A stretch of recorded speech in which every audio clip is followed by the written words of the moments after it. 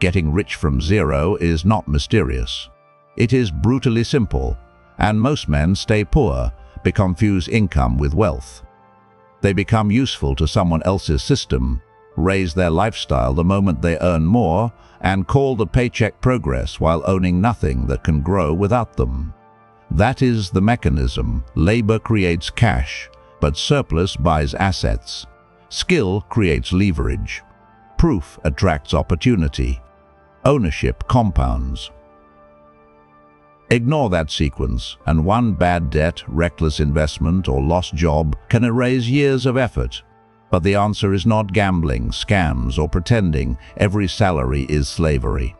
It is a doctrine. Create surplus, build scarce skill, produce visible proof, acquire ownership, avoid ruin, and become expensive to ignore.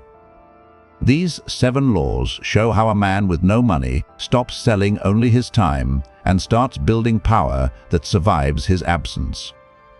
And this is not motivational theory. John D. Rockefeller began as an assistant bookkeeper before he moved toward refining assets. Andrew Carnegie moved from factory labor to telegraph skill, then railroads, then steel. Warren Buffett built small income streams and investment proof before the world trusted his judgment. Different men, different centuries. Same sequence. They did not escape zero by worshipping income. They converted income into control. So the real question is not whether a man from zero can become rich. The real question is colder. Why do intelligent men earn money for decades and still own nothing that protects them? Not because they are all lazy, not because they lack dreams, not because the world failed to notice their pain. They stay broke because they never learn the order of power. They chase money before skill. They chase lifestyle before surplus. They chase opportunity before proof. They chase respect before leverage. Then they wonder why every raise disappears, every job feels like a cage, every dream feels delayed, and every year looks almost identical to the last. Machiavelli wrote that it is better to follow the real truth of the matter than the imagination of it. The imagination says wealth is luck, hype, timing, rich parents, one perfect opportunity, or some shortcut that arrives before discipline. The real truth is colder. Wealth is built when a man learns how to keep enough of his income, convert that surplus into skill, turn that skill into proof, use proof to create leverage, use leverage to acquire ownership, and survive long enough for compounding to work. Miss one step and the chain breaks. You can have income and no wealth. You can have ambition and no value. You can have skill and no proof. You can have proof and no ownership. You can have ownership and still destroy yourself through ego, debt, bad partners, or impatience. That is why getting rich from zero is not a fantasy problem. It is an order problem.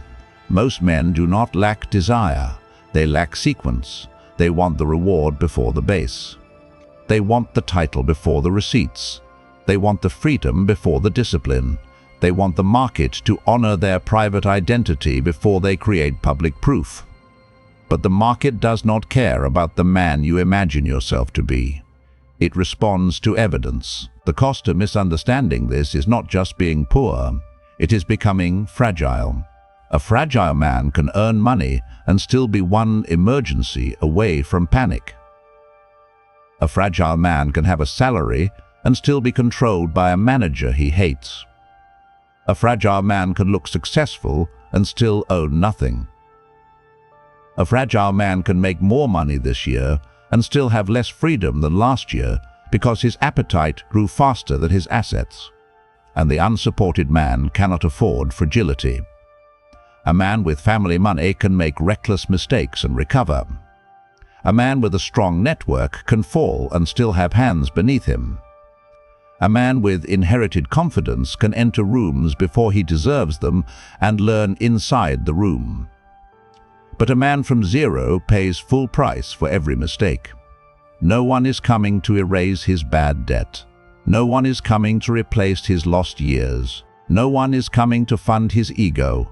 No one is coming to rescue him from bad math. Good.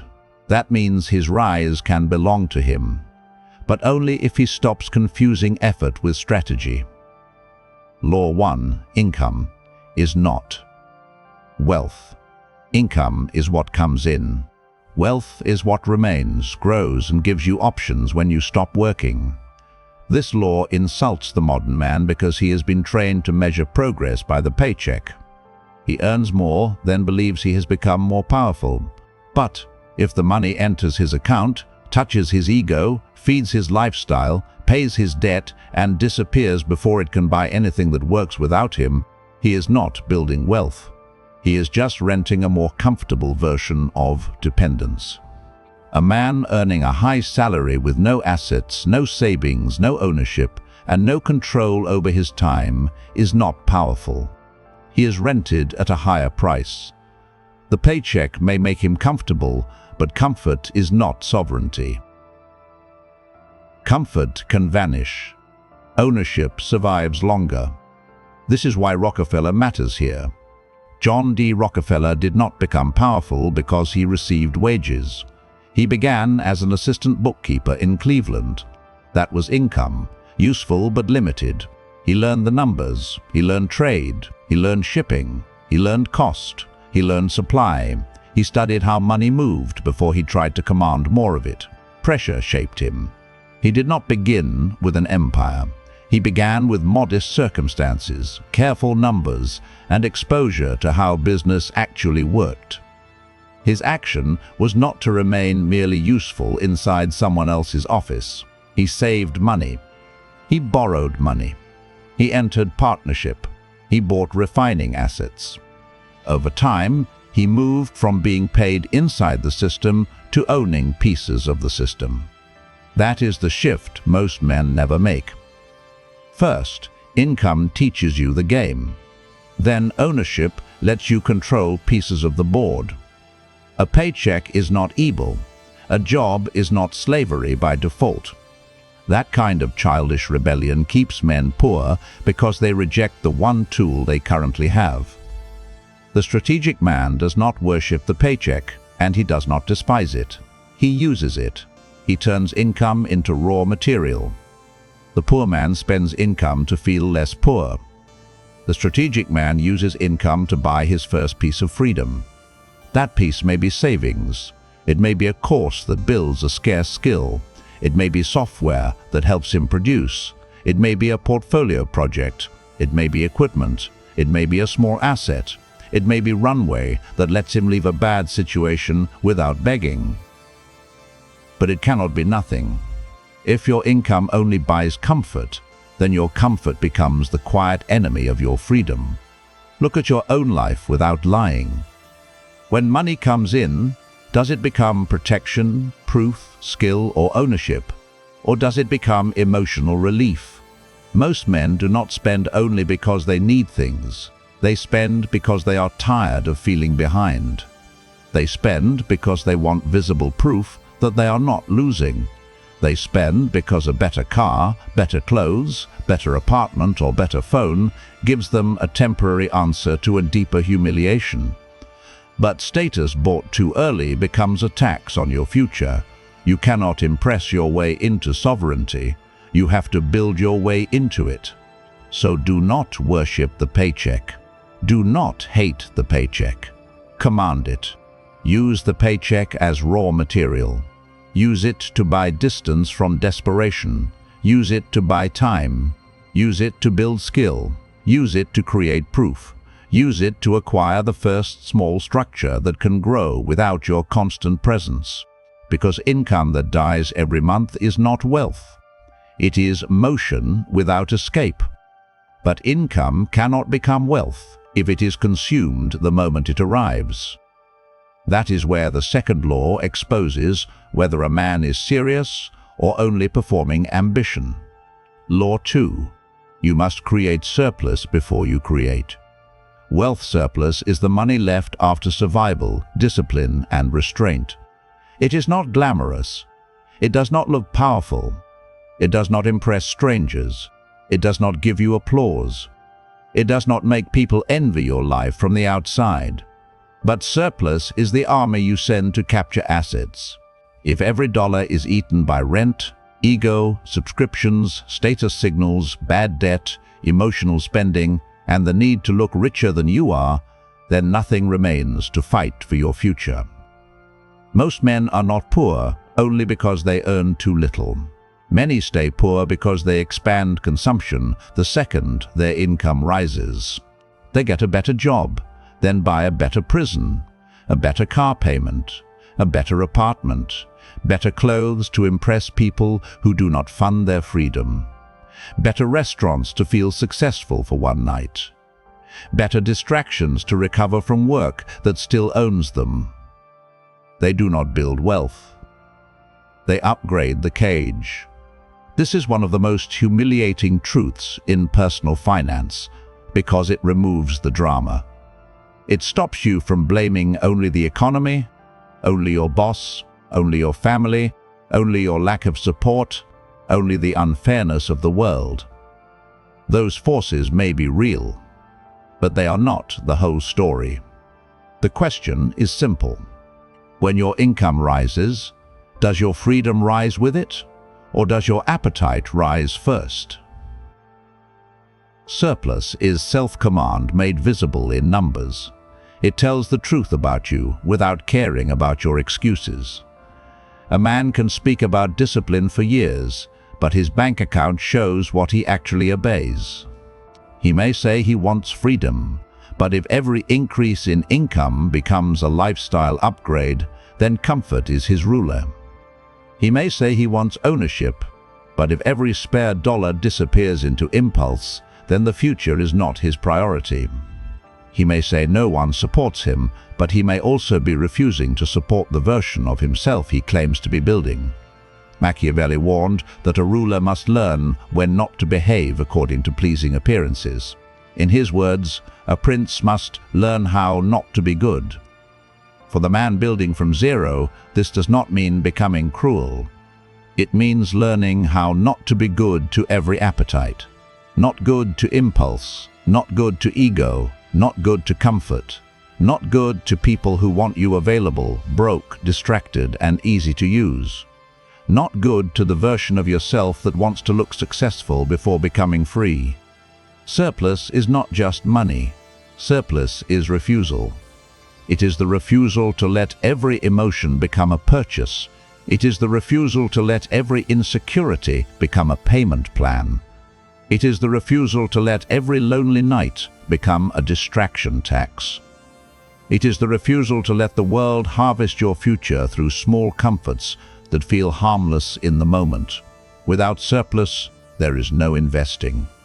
Without surplus, there is no runway. Without surplus, there is no escape from a bad job. Without surplus, there is no ability to say no.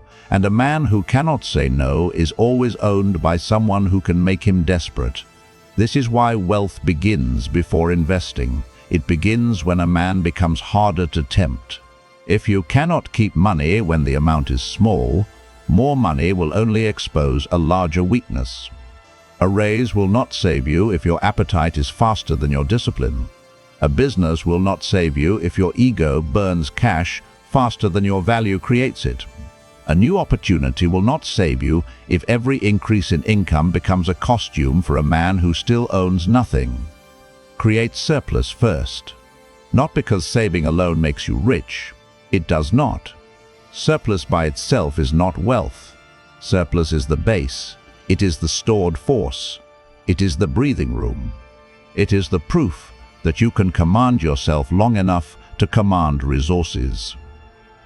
Save this list and choose the one law you are currently violating, not the one you like discussing, not the one that makes you sound strategic, the one that is actually weakening you right now.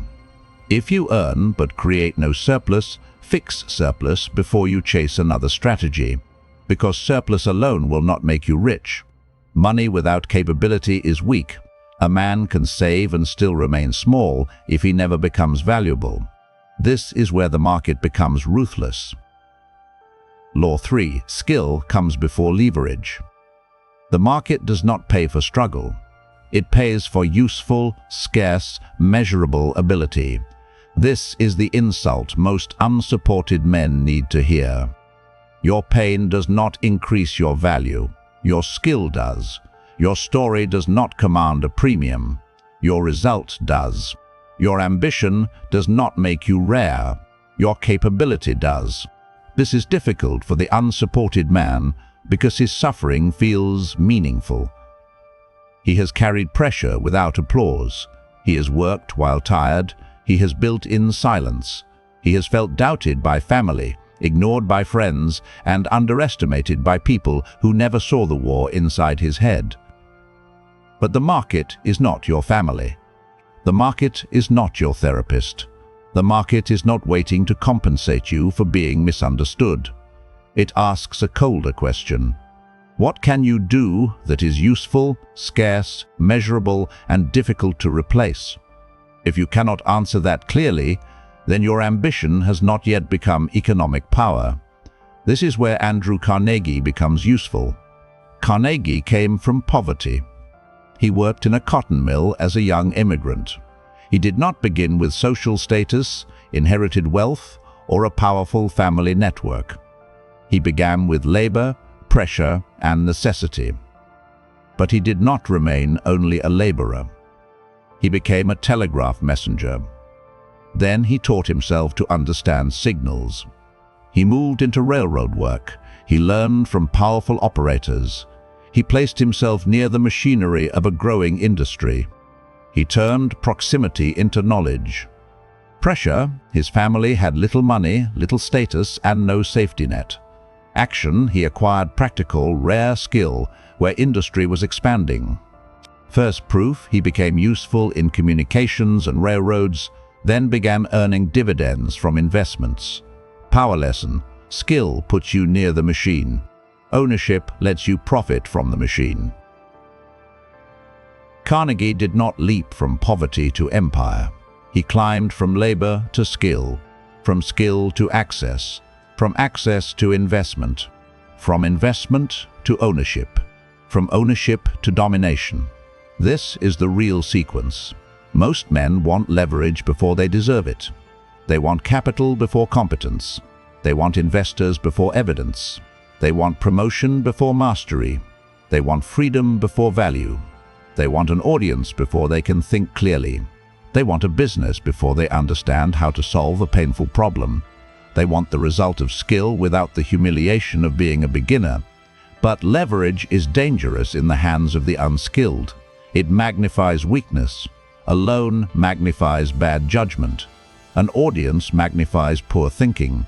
A promotion magnifies incompetence. A business magnifies chaos. A partnership magnifies your lack of standards. Attention magnifies the emptiness behind your claims. This is why some men receive opportunities and still lose. They were not ready for leverage. They only wanted escape. They wanted the door opened before they had the strength to survive the room. Before you ask for leverage, build skills so real that the market cannot dismiss it. Learn something difficult. Make it measurable. Make it useful. Make it visible. Skill is not a vague identity. It is not saying, I am good with people, or I am creative, or I understand business, or I think differently. Those phrases are too soft. A real skill can be tested. Can you sell? Can you write? Can you code? Can you design? Can you analyze numbers? Can you negotiate? Can you edit? Can you build systems? Can you generate leads? Can you close clients? Can you run operations? Can you make content that holds attention? Can you take a painful problem and produce a result someone will pay for? If the answer is unclear, then your next move is not motivation. Your next move is training. The unsupported man must stop waiting for belief and start collecting ability. Skill changes the conversation. Without skill, you ask for help from weakness. With skill, you offer value from strength. Without skill, you need someone to take a chance on you. With skill, you reduce their risk. Without skill, you are another ambitious man with a story. With skill, you become a useful weapon in someone else's war, and eventually in your own. But understand this: skill alone is not the end. A skilled man can still remain invisible. He can be capable in private and ignored in public. He can do good work while louder men take credit. He can become useful to an employer who underpays him because no one else can see his value.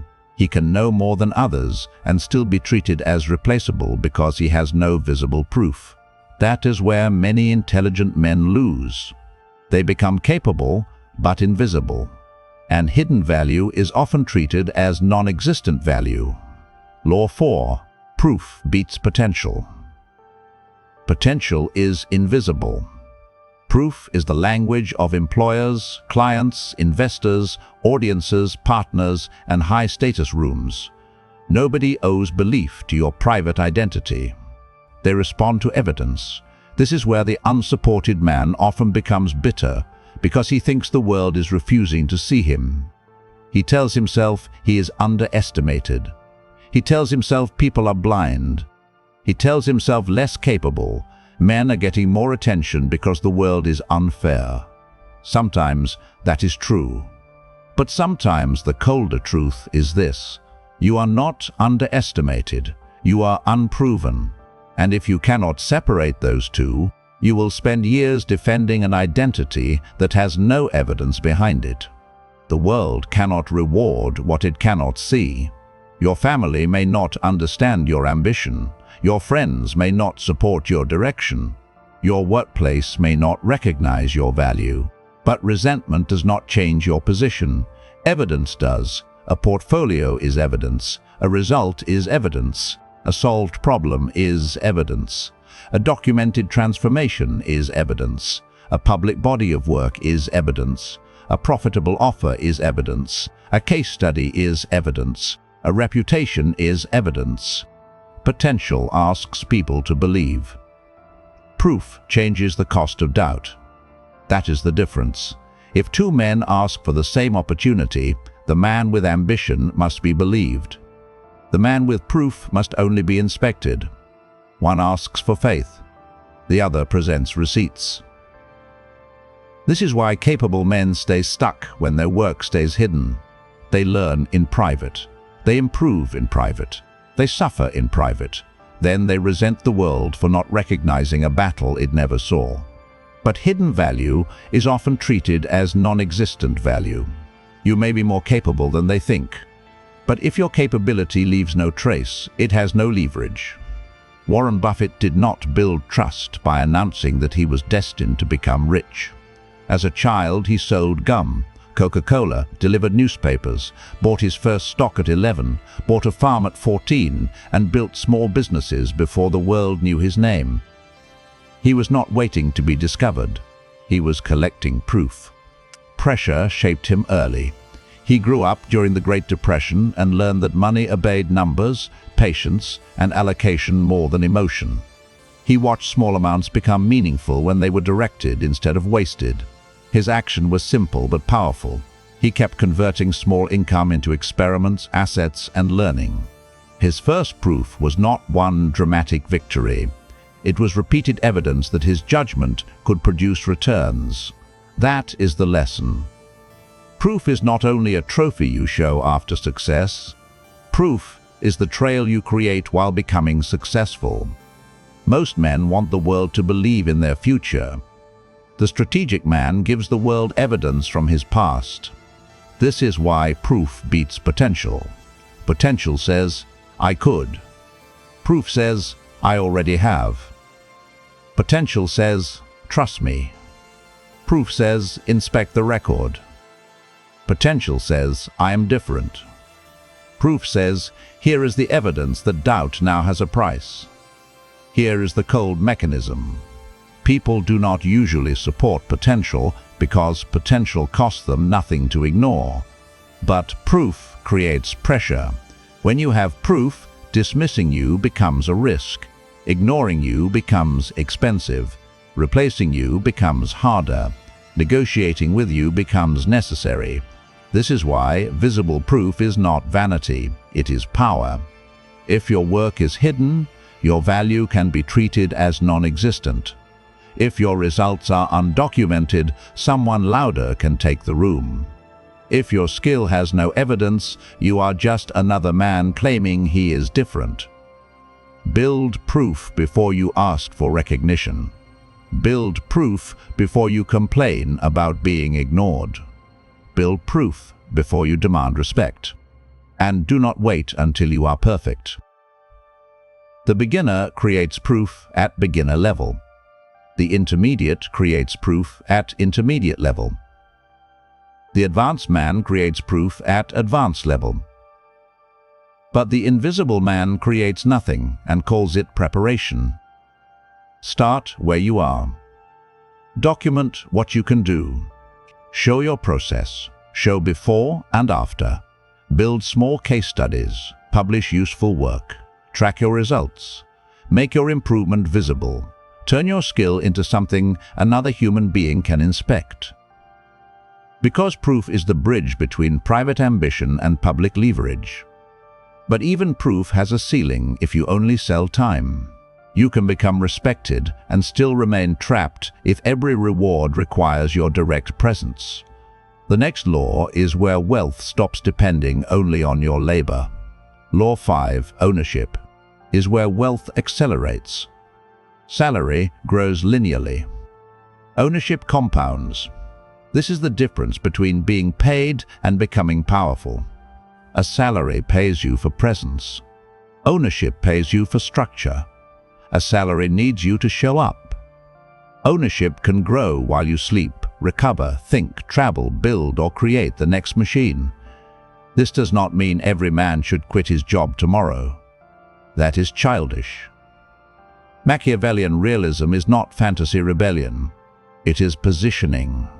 Use the job to create surplus. Use surplus to buy time. Use time to build skill.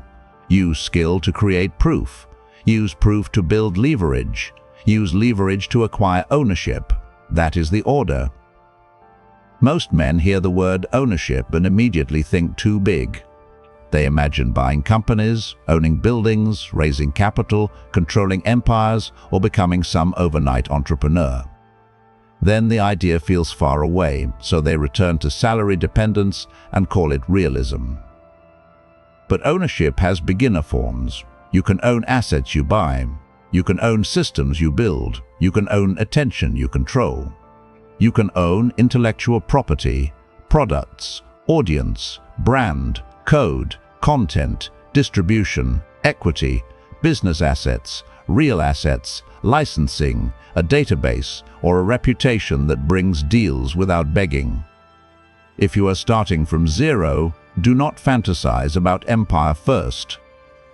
Own one small machine, one asset that can appreciate, one offer that can sell, one skill-based service with documented proof, one audience that trusts your judgment, one piece of intellectual property, one process that saves time, one distribution channel, one body of work that keeps speaking after you stop speaking.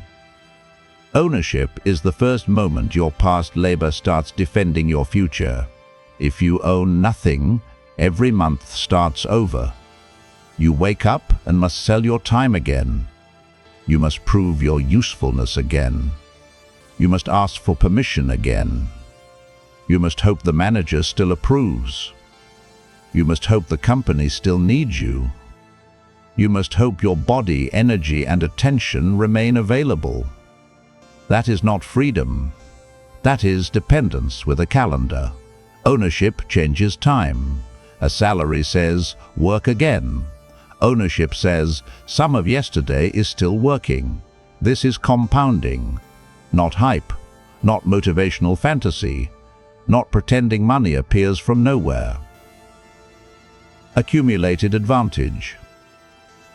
Machiavelli wrote that dominions are acquired by fortune or by ability. Most men wait for fortune. The builder develops ability. Fortune may open a door. Ability keeps the room. Ownership is not magic. It is the reward for controlling something scarce, useful, and difficult to replace. That is why proof must come before ownership for the man from zero. Proof creates access. Access creates leverage. Leverage creates better opportunities to own. The unproven man asks for ownership and looks delusional. The proven man asks for ownership and looks strategic. This is why a man working a job should not only ask, "How much do they pay me?" He should ask, "What can I learn here? What proof can I extract here? What relationships can I build here? What problem can I understand better than outsiders? What skill can I take with me? What system can I eventually build or own?"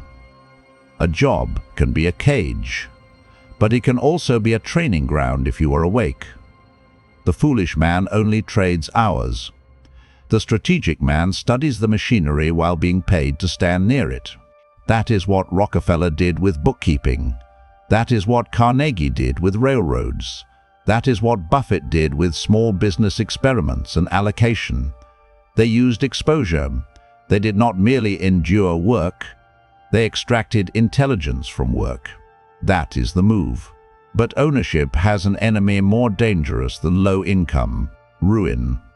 Because it does not matter how intelligent you are, how skilled you become, how much proof you create, or how many assets you begin to acquire if one reckless mistake removes you from the game. Law 6. Avoid the mistake that removes you from the game. The man from zero cannot afford certain mistakes. A man with family money can be reckless and recover. A man with no support can be reckless and disappear. One bad debt can chain him for years. One scam can erase his savings. One emotional investment can destroy his confidence. One bad partner can poison the business. One ego purchase can consume the surplus that should have bought freedom. One reckless risk can remove him from the game before his skill matures. This is why survival is not cowardice. Survival is strategy. You cannot compound if you are constantly rebuilding from self-inflicted wounds. You cannot become wealthy if every year you sabotage the base. You cannot become powerful if ego keeps spending the army before the war begins. The world sells desperate men. Shortcuts because desperate men are easy to harvest. Get rich quick. Secret loophole. Guaranteed returns. Luxury lifestyle first. Borrow now, figure it out later. Act rich to become rich. Join this scheme before the door closes. Trust this stranger because he speaks with confidence. Risk everything because ordinary discipline feels too slow. This is poison. The man building from zero must be suspicious of anything that flatters his impatience. If it promises money without skill, it is probably extraction. If it promises status without proof, it is probably theater. If it promises freedom without discipline, it is probably a trap. Your first duty is to remain in the game. Avoid ruin. Protect surplus. Choose partners slowly. Do not borrow to impress. Do not invest from panic. Do not gamble with money you need for stability. Do not let loneliness make you trust the wrong people. Do not let envy make you copy the reckless. And do not confuse courage with desperation. Courage is calculated exposure to necessary risk. Desperation is emotional gambling wearing the costume of ambition. There is a difference.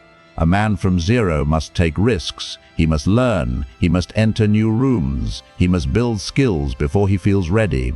He must create proof before the proof is perfect. He must eventually acquire ownership. But he cannot afford stupid risk. Stupid risk is risk taken to repair an emotion. You feel behind, so you gamble. You feel invisible, so you buy status. You feel lonely, so you trust a bad partner. You feel ashamed, so you pretend to be further ahead than you are. You feel impatient, so you chase a shortcut. That is not strategy. That is weakness, looking for a dramatic exit. The brutal truth is this: most men do not lose because they never had a chance. They lose because when the chance finally came, they had already weakened themselves with debt, distraction, bad judgment, emotional spending, broken discipline, and relationships that drained the attention they needed to build. A man from zero must protect the base. The base is his surplus, his health, his focus, his skill, his reputation, his ability to think clearly, his ability to say no, his ability to survive long enough for compounding to matter. If you keep destroying the base, no strategy can save you. You do not need to become paranoid. You need to become harder to harvest. The shortcut seller wants your impatience. The bad partner wants your loneliness. The status game wants your insecurity.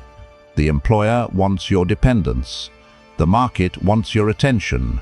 Your own ego wants relief now and freedom later.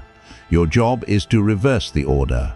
Discipline now, freedom later, proof now, recognition later, surplus now, options later, skill now, leverage later. When you understand this, survival stops feeling passive. It becomes aggressive. It becomes a way of protecting your future from every force trying to consume it before it matures. Now the final law ties everything together. Because once you have surplus, skill, proof, ownership, and survival, the game changes. You no longer chase attention. You become expensive to ignore. Law 7. Become expensive to ignore. Machiavelli wrote that one should wish to be both loved and feared, but when forced to choose, it is much safer to be feared than loved. In wealth building, this does not mean threatening people. It means becoming so competent, so useful, so proven, and so well-positioned that the market fears losing access to your value. Employers fear losing you to competitors. Clients fear that if they delay, someone else gets your attention. Partners fear bringing weak offers because your standards are visible. Audiences fear missing your next move because your track record has weight. That is what it means to become expensive to ignore. Not loud, not arrogant, not desperate, expensive. A man becomes expensive to ignore when he stacks visible proof long enough that doubt becomes irrational. He has a skill, he has receipts, he has results. He has control over his appetite. He has assets growing behind him. He has options. And options are the real source of masculine calm. The desperate man negotiates from hunger. The strategic man negotiates from alternatives. The desperate man asks to be chosen. The strategic man becomes costly to overlook. The desperate man explains his ambition. The strategic man shows his evidence. This is the identity shift most men resist because it kills the fantasy of being discovered. You do not become rich from zero by being discovered. You do not become rich from zero by being understood. You do not become rich from zero by complaining about unfairness. You do not become rich from zero by hating the rich. You do not become rich from zero by pretending every job is slavery while owning nothing yourself. You become rich from zero through order, first income, then surplus, then skill, then proof, then ownership, then survival, then compounding, then reputation. This is the doctrine, then reputation. Income is not wealth. Surplus is your first army. Skill comes before leverage. Proof beats potential. Ownership accelerates wealth. Avoid ruin. Become expensive to ignore. The unsupported man has no room for fantasy. No one is coming to save him from bad math. No one is coming to reward his hidden potential. No one is coming to fund his ego. No one is coming to protect him from reckless decisions. No one is coming to magically convert his private ambition into public evidence. Good. That means no one owns his rise. But do not misunderstand this. The goal is not to become bitter. Bitterness is still dependence. It keeps your mind attached to the people who did not believe in you. The goal is not revenge. Revenge keeps the old audience at the center of your life. The goal is not to prove every doubter wrong. That is still asking the past to witness your future. The goal is sovereignty. To become a man whose choices are not controlled by panic, debt, approval, hidden potential, or someone else's permission. A sovereign man does not need the world to understand him before he moves. He builds evidence. He builds leverage. He builds ownership. He builds until the verdict changes without explanation. That is the coldest form of respect because it does not need to be requested. The world may ignore pain. It may ignore effort. It may ignore effort. It may ignore intention. It may ignore potential. But it struggles to ignore accumulated proof, scarce skill, visible results, ownership, and options. So stop asking the world to see the man you imagine.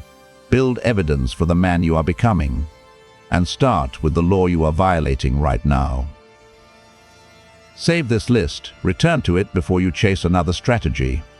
Choose the one weakness that is currently leaking your future and attack it today. If you consume every wealth video but violate the first law, you are not learning. You are hiding. If you earn but create no surplus, fix surplus. If you save but build no skill, fix skill. If you have skill but no proof, fix proof. If you have proof but no ownership, fix ownership. If you have ambition but keep flirting with ruin, fix discipline. And if the world keeps ignoring you, stop begging it to see you.